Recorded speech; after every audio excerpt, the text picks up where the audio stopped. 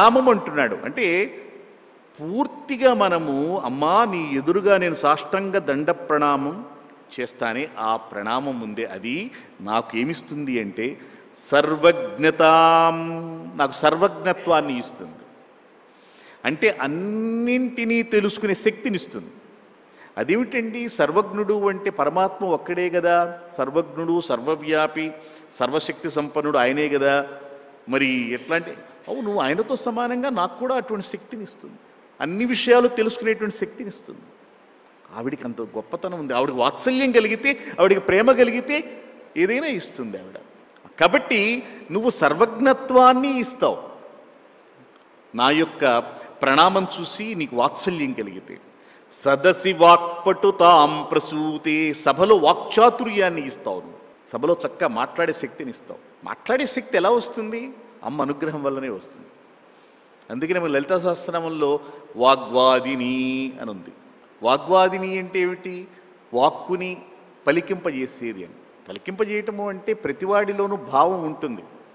అది ఎట్లా ఉంటుందంటే అగ్నిర్భూత్వా ముఖం ప్రావిశతు అని మనకి వేదం చెబుతోంది. అంటే ప్రతి జీవుల్లో ప్రతి మానవుడిలోనూ ఒక భావం ఉంటుంది, అది బయలుదేరుతుంది. ఎక్కడి నుంచి అంటే మూలాధారం నుంచి బయలుదేరుతుంది భావం. ప్రతివాడు భావిస్తాడు, అది మెల్లగా ప్రయాణం చేస్తుంది, అలా అన్ని చక్రాలను తాకుతూ వస్తుంది. వచ్చిన తరువాత కంఠం దగ్గరికి వచ్చేటప్పటికి ఆగిపోతుంది. మరి అందరూ చెప్పలేరు కదా, చాలామంది చెప్పగలుగుతున్నారు, కొంతమంది చెప్పలేకపోతున్నారు, కొంతమంది చెప్పగలుగుతున్నారు. ఎందుకని అంటే కారణం అంటే అది భగవత్ ప్రేరణ కావాలి. అది ముఖం ప్రావిశతు, అది ముఖంలోకి వస్తుంది. ముఖంలోకి వచ్చిన తర్వాత ఇంకా రకరకాలుగా అది పరిణామం చెందుతుంది అన్నమాట. దంతాలతో పలికేవి దంత్యాలు, ఇట్లా మనకి అలా ఒక భావము జీవుడి నుంచి బయటికి రావటానికి అమ్మవారి అనుగ్రహం కావాలి. ఆ అనుగ్రహం ఉంటే కొంతమంది మధురాతి మధురంగా మాట్లాడగలుగుతారు, కొంతమంది కఠినంగా వాక్కు వస్తూ ఉంటుంది. ఇవన్నీ దేనివల్ల అంటే ఆవిడ అనుగ్రహం వల్ల. అందుకే వాగ్వాదిన్యై నమః. అసలు మనకు మాటలు రావాలి అంటేనే అమ్మవారి యొక్క అనుగ్రహం కావాలి. అందుకే వాగ్వాదిని. అది అంటే మనకి వాక్శక్తిని ఇచ్చే ఆవిడే. అందుకని సదస్సు వాక్పట్టుతాం, సభలో అద్భుతంగా మాట్లాడాలి అంటే ఆవిడ అనుగ్రహం కావాలి. అమ్మా నీకు నమస్కరిస్తే చాలు నాకు ఇవన్నీ ఇస్తావు. ఇంతటితో ఆగవు నువ్వు. నేను చేసేటువంటి ప్రణామములు, నేను చేసేటువంటి సేవ వల్ల, నేను నిన్ను అర్చించే పద్ధతి వల్ల కించ స్ఫురన్ముకుటముజ్వలమాతపత్రం ద్వేచామరేచ మహతీం వసుధాం దదాతి. అంతేకాకుండా ముకుటం, కిరీటం, రాజముకుటం, ఉజ్వలం ఆతపత్రం, ప్రకాశించేటువంటి ఆతపత్రం, గొడుగు, తెల్లని గొడుగు, ద్వే చామరే, అటు ఇటు చామరాలు పట్టుకోవటం, మహతీం వసుధాం దదాతి. ఇవన్నీ ఎక్కడుంటాయి?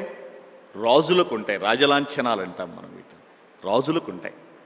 కాబట్టి నీ అనుగ్రహం ఉంటే, నిన్ను నమస్కరిస్తూ ఉంటే ఏమిస్తావు అంటే నాకు రాజముకుటాన్ని ఇస్తావు. అలాగే ఒక తెల్లని ఆతపత్రం గొడుగు పట్టుకుంటాడు వాడు వచ్చి, రాజలాంఛనం అనమాట. అది మనకు వద్దన్నా కూడా వాడు వినరు, తప్పదు. ఇప్పుడు రాష్ట్రపతి గారు బయలుదేరుతున్నారు, ఆయన చాలా సింపుల్గానే ఉంటాడు, కానీ నాకు ఈ రక్షణ వద్దయ్యా అంటే వింటారా? వినరు. సెక్యూరిటీ ఆఫీసర్ ఏమంటాడు? అయ్యా మేము మీకు ఇవన్నీ చేయకపోతే మా ఉద్యోగాలు ఊడిపోతాయి, కాబట్టి మీరు తప్పదు మా కోసం భరించమంటారు. ఇప్పుడు అబ్దుల్ కలాం గారు ఒకసారి ఇట్లాగే నాకు వద్దన్నా వినలా, ఆయనకి కావలసిన సెక్యూరిటీ ఏదో ఏర్పరచవలసిందే. ఇక రాష్ట్రపతి పదవి నుంచి దిగిపోయిన తర్వాత ఆయన ఇష్టం రోడ్ల మీద తిరగచ్చు, ఎవడు కాదా. రాజలాంఛనాలు, ఈ రాజలాంఛనాలు ఎటువంటి ధర్మమూర్తి అయినటువంటి రాజుకైనా తప్పదు. అది వాళ్ళకి దాని మీద ఆసక్తి ఉన్నా లేకపోయినా జరుగుతాయి. నాకు అటువంటి రాజలాంఛనాలతో కలిగిన మహతీం వసుధాం దదాతి, అనంతమైనటువంటి వసుధాం అంటే భూమిని, అంటే ఈ భూమండల పరిపాలన సామర్థ్యాన్ని, భాగ్యాన్ని ఇస్తుంది ఆ ప్రణామం. కాబట్టి జగన్మాత అనుగ్రహం ఎంత గొప్పది అంటే అది మహత్తరమైనదనమాట. అయితే నమస్కారం చేయగానే వస్తుందా అంటే ఇప్పుడు ఒక ఆయన ఒక మంత్రం 100 సార్లు చేశాడు, 1000 చేశాడు, 1,00,000 చేశాడు, వెంటనే వచ్చి ఏమండి 1,00,000 చేశాను నేను, నాకేంటో రిజల్ట్ కలగలేదు, ఆవిడ రాత్రి కనిపించలేదంటే ఎట్లా? ఇప్పుడు వేల సంవత్సరాలు తపస్సు చేస్తున్న ఋషులకు కనిపించినటువంటి పరమాత్మ ధ్రువుడికి కనిపించాడుగా రోజుల్లోనే. అంటే దానికి ఏకాగ్రత కావాలి. అందుకని వివేకానందుడు కూడా చాలా గొప్పగా చెప్పాడు. ఏమని అంటే, ఒకడికి ఫస్ట్ ర్యాంక్ వస్తుంది, వాడు కొన్ని గంటలే చదువుతాడు, ఇంకొకడు చచ్చి చెడు చదువుతూ ఉంటాడు, 15 గంటలు 20 గంటలు చదువుతాడు, కానీ వాడికి ర్యాంకు రాలేదు. ఏంటి కారణం? వాట్ ఈ డిఫరెన్స్ బిట్వీన్ 2 పర్సన్స్? దానికి వివేకానందుడు అన్నాడు, ఏమీ లేదు కారణం, అక్కడ ఒకటే డిగ్రీస్ ఆఫ్ కాన్సన్ట్రేషన్, ఏకాగ్రతకు ఉన్నటువంటి శాతం. వాడిలో 100% ఉంది, 100% ఉంది, వీడిలో 50% 40% ఉంది. ఏకాగ్రతలో ఇక్కడ తక్కువ ఉంది, అందుకని వీటిని సాధించలేదన్నాడు. అందుకని వాడు అదృష్టం. అలా వివేకానందుడు ఎప్పుడు అన్నాడు అట్లా. అదే కదా గొప్పతనం. మన శాస్త్రం కూడా అదే అంటల్లా. ఏకాగ్రత కావాలి, నిష్ఠ కావాలి. నిష్ఠ అంటే మనోనిష్ఠ కావాలి, భక్తి.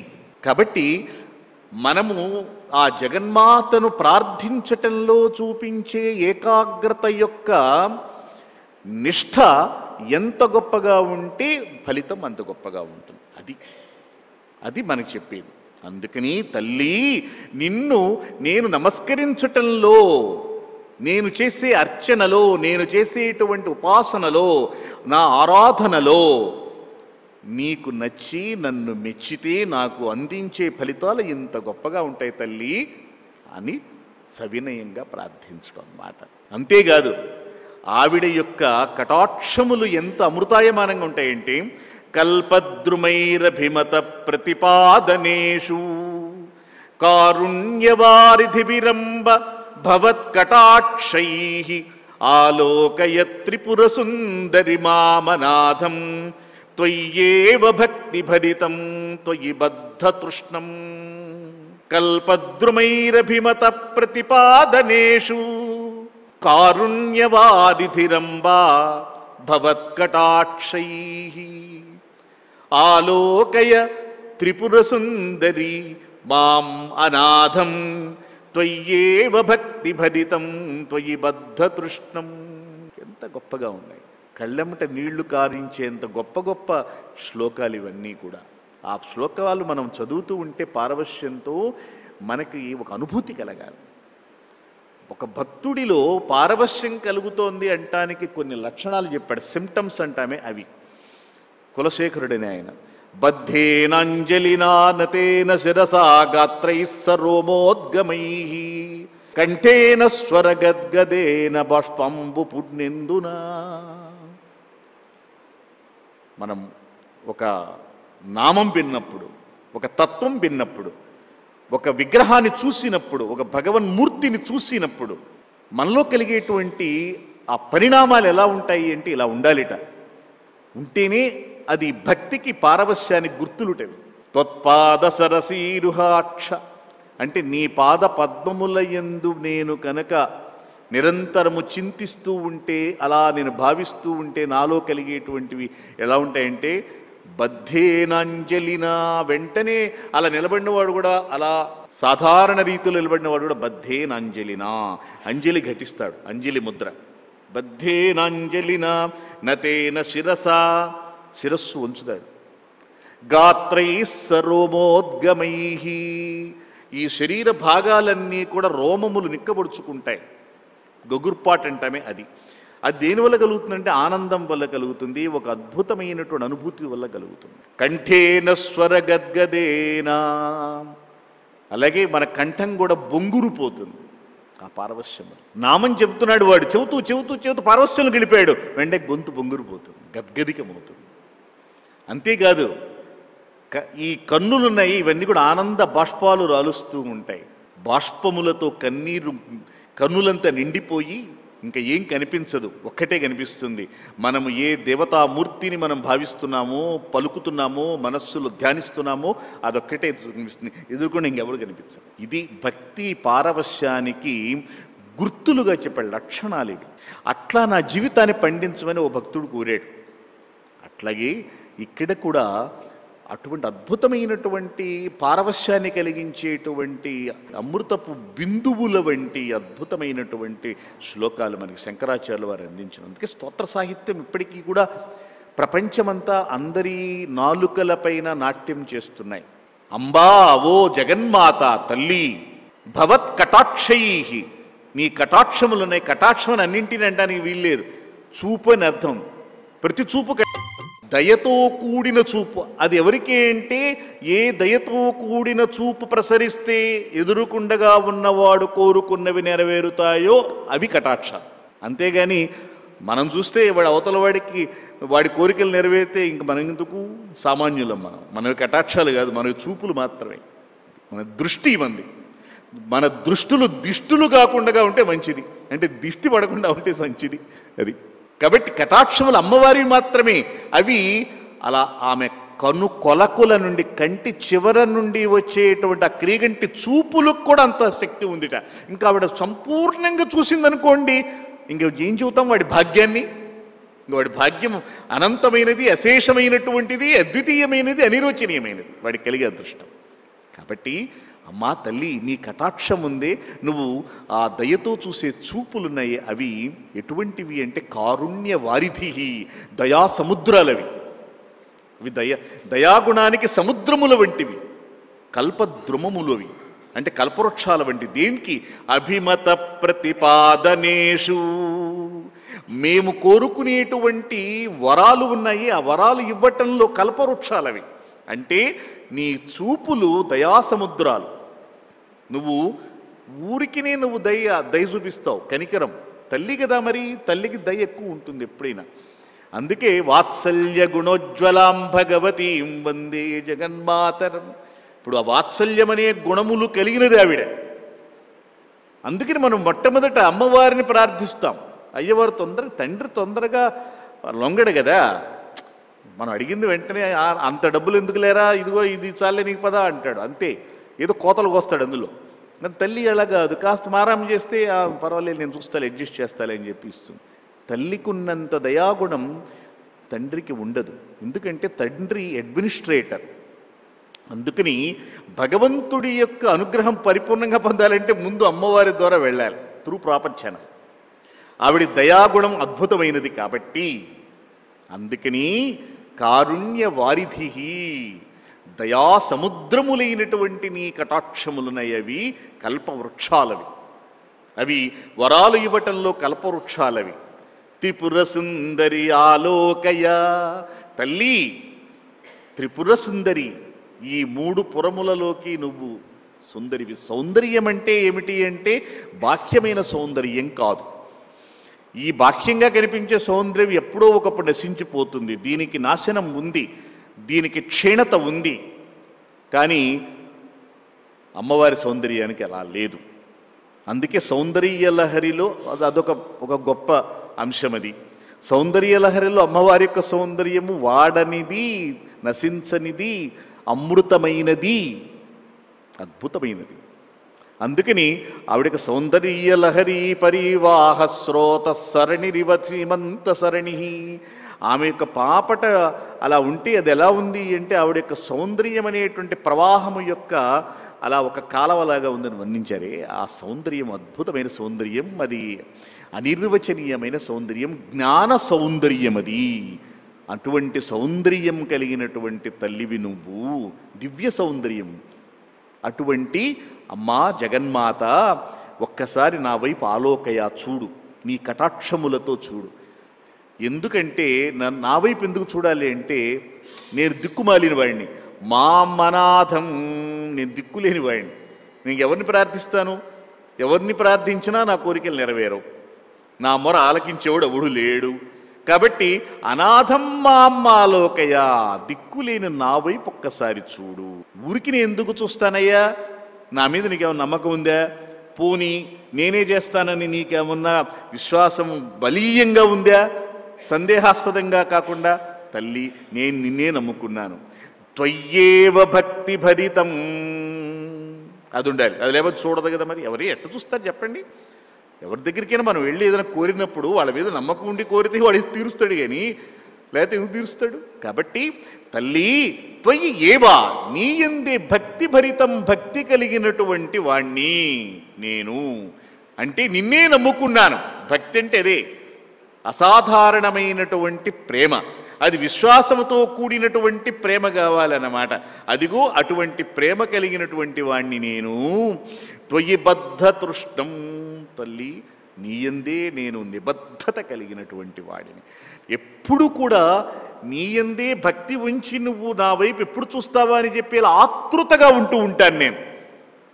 అటువంటి దిక్కుమాలిన వాడిని నేను, నువ్వు తప్ప ఇంకెవరున్నారు నాకు చెప్పు అని ఒక ఆర్తితో ప్రార్థించడం అన్నమాట. ఎప్పుడైనా సరే గజేంద్రుడిలాగా ప్రార్థించాలి, అంతేగాని అక్కడ కూడా రాజసం పనికిరాదు.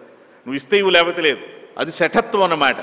అటువంటి విభాగంలో ఉన్న భక్తులు ఉంటారు కొంతమంది, కానీ అది ఎప్పుడు చెల్లుబాటు కాదు. ఆ తల్లి అనుగ్రహం పొందాలి అంటే మనము ఆర్తితో ప్రార్థన చేయాలి. అది తల్లి దగ్గరికి వెళ్ళి అలా చేస్తే మంచిది. తల్లి ఎలాగైనా చూస్తుంది, కానీ ఇటువంటి వాడి మీద కాస్త ప్రేమ ఎక్కువ ఉంటుంది. పాపం వాడు ఎందుకో మెత్తగా ఉంటాడు, వాడు ఆ మెత్తగా ఉండే పిల్లాడిని బాగా చూస్తుంది, కానీ గడుగ్గాయిగా ఉన్నప్పుడు అట్టే బతుకుతాళ్ళేపోని అంటుంది కదా. సహజ లక్షణం అదే కదా. కాబట్టి ఆర్తితో పలికితే, ఆర్తితో ప్రార్థిస్తే తల్లి చూస్తుంది. శంకరాచార్యుల వారు అద్భుతంగా అలా వర్ణించారు. ఇటువంటి అద్భుతమైనటువంటి మహిమ కలిగినటువంటి జగన్మాత, సమస్త సృష్టికి మూల కారణమైనటువంటి ఆ తల్లి శ్రీ మహాలక్ష్మి, శ్రీ మహాసరస్వతి, మహాగౌరి, మహాకాళి, మూడు శక్తులు ఒకటే. అమ్మలగన్నయమ్మ ముగురమ్మల మూలపుటమ్మ చాలా పెద్దమ్మ. కాబట్టి అన్నీ కలిపిన ఒకటే పరాశక్తి నుంచి వచ్చినవి. అయితే ఏ ఏ సమయాల్లో ఎటువంటి ఆరాధన అవకాశాన్ని బట్టి అటువంటి సంప్రదాయాలు అలా అలా విస్తరిల్లినాయి. మహాలక్ష్మి పరమాత్మ ఎత్తిన అవతారాలన్నింటికి అనుగుణంగా తాను కూడా అవతారాలు ఎత్తింది. మనం అనుకున్నాం దశావతారాల్లో మత్స్యావతారం చెప్పుకున్నాం నిన్న. మిగతా అవతారాలన్నింటిలోనూ ఆవిడ అనుసరించే వచ్చింది. ఆవిడ లేకపోతే అవతార ప్రయోజనాలు ఆయన నెరవేర్చలేడు, ఎట్టి పరిస్థితుల్లో నెరవేర్చలేడు ఎవడు. ఇప్పుడు స్త్రీ సహాయము లేనిదే పురుషుడు ఏమి చెయ్యలేడు, దానికి సూచనే సందేశమే అది. అలా అన్ని అవతారాల్లోకి అద్భుతంగా మనకు కనిపించినటువంటిది, మిగతా అవతారాలు కాస్త అలా కనిపించినటువంటి అమ్మవారి యొక్క సహాయం రాముడి, శ్రీరామచంద్రుడి అవతారంలో పరిపూర్ణంగా కనిపిస్తుంది. ఆవిడ లేనిది అసలు రామాయణం నడవదు. ఆమె సహాయం లేనిది రాముడు ఏం చేసేవాడు కాదు. అందుకే అసలు రాముడి కథంతా కూడా, రామాయణం అంటే రాముని యొక్క అయనం అంటే చరిత్ర. అయనం అంటే గతి అని అర్థం, గమనం. ఉత్తరాయణం దక్షిణాయనం అంటున్నాం కదా, అంటే సూర్యుడి యొక్క గమనం. దక్షిణం వైపుకి వెళితే దక్షిణాయనం, ఉత్తరం వైపుకి వెళితే ఉత్తరాయణం. అలాగే రామాయణం అంటే రాముడి యొక్క గమనం, రాముడి యొక్క నడక అంటే రాముడి చరిత్ర. కానీ రామాయణం అంటే రాముడు ఒక్కడైనా కాదు. వాల్మీకి మహర్షి చక్కగా సీతాయాశ్చరితం మహత్ అన్నాడు. కాబట్టి అసలు రామాయణం అని పేరు పెట్టాలి, సీతాయనం అని పెట్టాలి. రామా అంటే సీతను కూడా అర్థం వస్తుంది.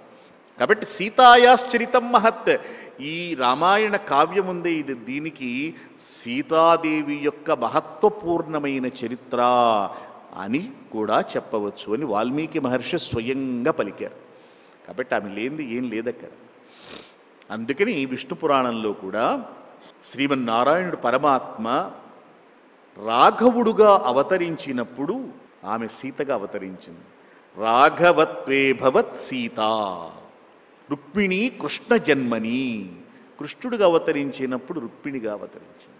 ఇక్కడ ఆ అవతరించటంలో ఎక్కడా కూడా నేను పరమాత్మను, ఆమెనేమన్నా ఇదిగో ఈవిడ నన్ను వెన్నంటి ఉండిన అంటిపెట్టుకుని ఉండేటువంటి శక్తి స్వరూపిణి మహాలక్ష్మిని ఎక్కడ చెప్పాల, ఎక్కడ. అది ఆశ్చర్యం. చుట్టూ ఉన్నటువంటి వాళ్ళందరూ కూడా నువ్వు పరమాత్మని చెప్పినా కూడా ఆయన అంగీకరించలేదు. అది విచిత్రం. రావణ వధ అనేటువంటి పరమ ప్రయోజనం కోసం మానవ రూపం ధరించాడు, మానవ గుణాలన్నింటినీ కూడా కనబరచాడు. ఆయన జీవనమంతా కూడా, రాముని యొక్క గమనమంతా కూడా మానవ రూపం, మానవ గుణాలు. ఎక్కడైనా ఒక మానవుడు ఏదైనా సాధించాలంటే ఏ విధంగా ఒక ప్రణాళికాబద్ధంగా వెళ్ళాలో అలా వెళ్ళాడు. వాడిని సంహరించాలి అంటే ఇక్కడి నుంచి ఒక బాణం కొట్టి చంపడం అలా చేయలేదుగా. వానరులందరినీ మూకుమ్మడిగా అందరినీ ఒక చోట చేర్చుకోవాలి. చేర్చుకోవటానికి వాటిని పరిపాలించేటువంటి సుగ్రీవుడు మొదలైనటువంటి రాజులందరినీ కూడా ధర్మబద్ధులై ఉంటే వాళ్ళని దగ్గర తీసుకోవాలి. అటువంటిది శత్రుపక్షంలో ధర్మబద్ధుడుగా ఉన్న విభీషణుడు తన దగ్గరికి వచ్చినప్పుడు ఆదరించడం, ఇదంతా ప్రణాళిక కాదు. ఇది ఎంత గొప్ప ప్రణాళిక! అయితే ఇవన్నీ కూడా ఆదర్శప్రాయమైనటువంటి మానవ గుణరాశి. ఎవరు విమర్శించడానికి వీలు లేనటువంటి కొన్ని విమర్శలు ఉన్నాయి. వాటికి అది అజ్ఞానంతో చేసే విమర్శలు, వాటి సమాధానం